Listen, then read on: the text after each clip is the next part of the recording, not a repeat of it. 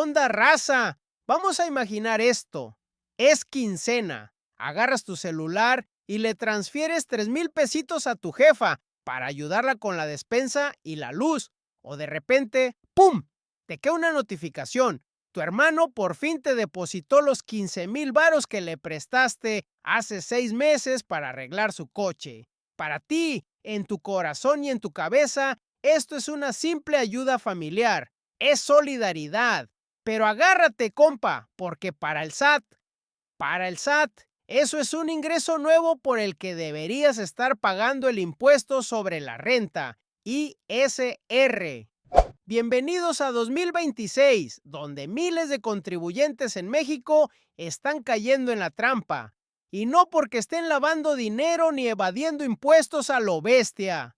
Están cayendo por un simple y terrible error: hacer transferencias a familiares como si siguiéramos viviendo en el 2010. Hoy las cuentas ya no las revisa un contador con una coquita. Son fiscalizadas masivamente por algoritmos e inteligencia artificial que no tienen sentimientos. Si no sabes cómo etiquetar, documentar y justificar cada peso que entra y sale, el SAT te va a cobrar impuestos dobles por tu propio dinero. Pero no te preocupes, hoy te voy a revelar la guía paso a paso, los conceptos exactos que debes poner en tu bendita app del banco y el documento secreto que te salvará de cualquier auditoría. Soy Beto Barato y aquí hablamos de finanzas en cristiano, con matemáticas simples y cero palabras fancy. Lo primero que tenemos que destruir es el mito más peligroso, necio y destructivo de todo México. Tu tío, el que siempre opina de todo en la carnita asada, que te dice: no te preocupes, deposítame a esta tarjeta porque es mi cuenta personal, no la fiscal. El SAT no revisa las de débito normalitas.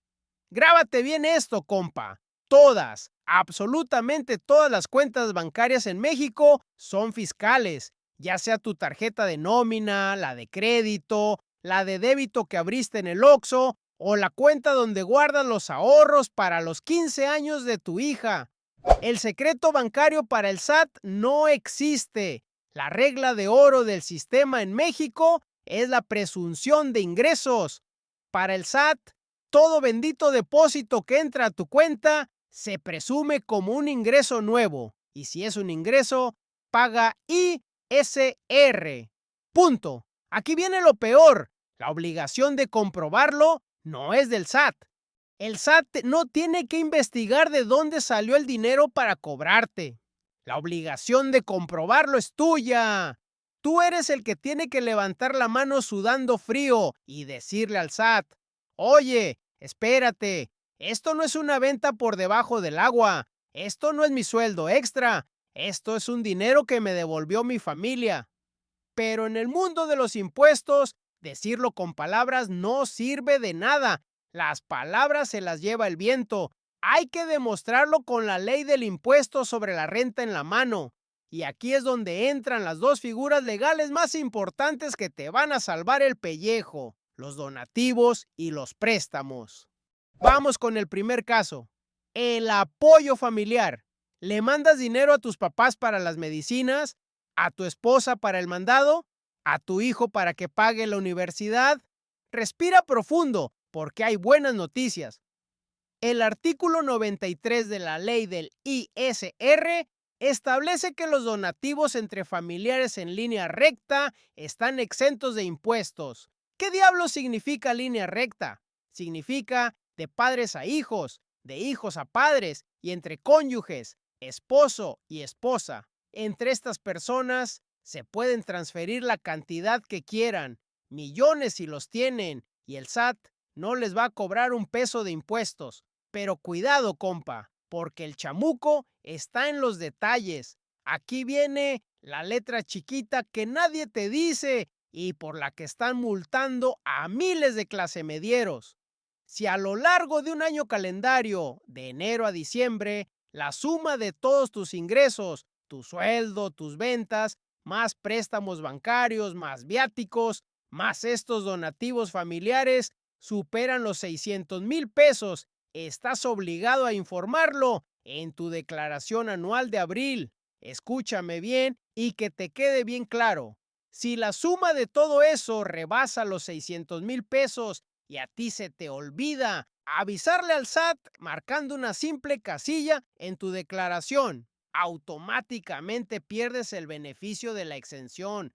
El SAT va a decir, como no me avisaste que tu papá te regaló esos 200,000 pesos para tu casa, entonces te lo tomo como ingreso gravable y te va a cobrar el 30% o más de ISR sobre ese dinero. Es un desastre financiero, una tragedia familiar, todo por no marcar una bendita casilla en el portal del SAT. Ahora, seguro te estás rascando la cabeza y preguntando, Beto, ¿y si le transfiero una lana a mi hermano que se quedó sin chamba? ¿O a mi tío? ¿O a mi compadre? Mucho ojo aquí, porque aquí es donde la puerca tuerce el rabo. La ley es muy estricta. La exención sin límite es solo en línea recta o cónyuges. Los hermanos, los primos, los sobrinos y los amigos no entran en esta regla. Son considerados línea colateral o terceros. Para ellos, la ley te permite exentar los donativos, pero con un límite muy chiquito, solo hasta 3 sumas elevadas al año. Para este 2026, estamos hablando de que el tope ronda los 128,000 pesos al año aproximadamente. Si le regalas a tu hermano menos de eso en todo el año, no pasa nada. Pero si te pones espléndido y le vas a donar 200,000 pesos a tu hermano para que dé el enganche de su casa, piénsalo 2 veces. Todo lo que rebase ese límite de 3 sumas elevadas al año paga un 20% de ISR, directo, sin vaselina. El SAT le puede exigir a tu hermano que pague miles de pesos de impuestos por un dinero que tú ya habías pagado impuestos al ganarlo.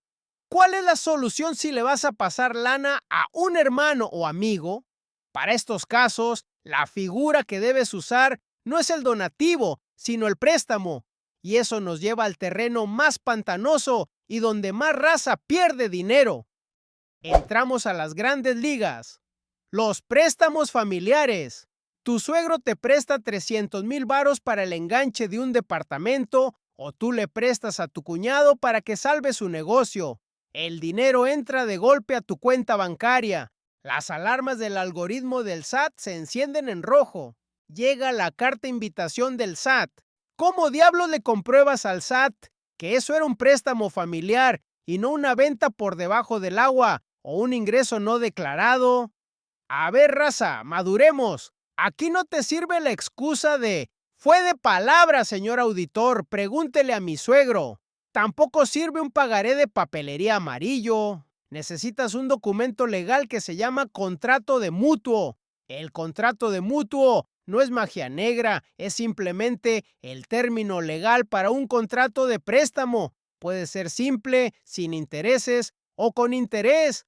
Como es entre familiares, normalmente la raza lo hace sin intereses. Pero ojo, para que el SAT te lo haga válido y no te tire el contrato a la basura en una auditoría, este papel debe tener algo que los abogados y contadores llaman fecha cierta. No basta con imprimir un formato de Google, llenarlo con pluma y firmarlo en la mesa de tu comedor el domingo.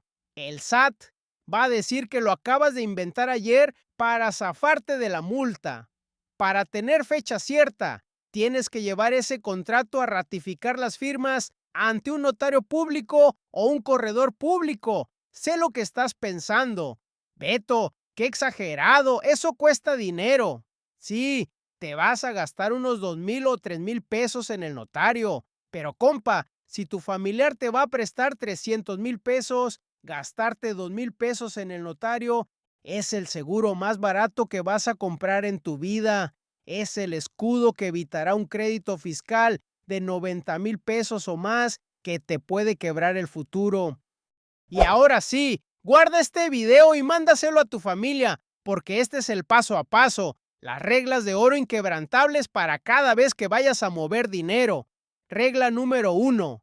El concepto manda. Olvídate por el amor de Dios de poner bromas estúpidas en la app del banco. Nada de poner para las cervezas, para las carnitas o dejarlo en blanco. El algoritmo lee eso y no entiende de sarcasmo. Si es a tus padres o hijos, pon la palabra exacta, donativo o manutención. Si es un préstamo, pon clarito, préstamo familiar. Si estás devolviendo un dinero, pon pago de préstamo familiar. Facilítale la vida al SAT para que te deje en paz. Regla número 2. Evita el efectivo a toda maldita costa. Si tu hermano te va a prestar 50,000 pesos, que no te los den un fajo de billetes en una bolsa del súper para que tú vayas al cajero automático a depositarlos a tu tarjeta. ¡No lo hagas, compa!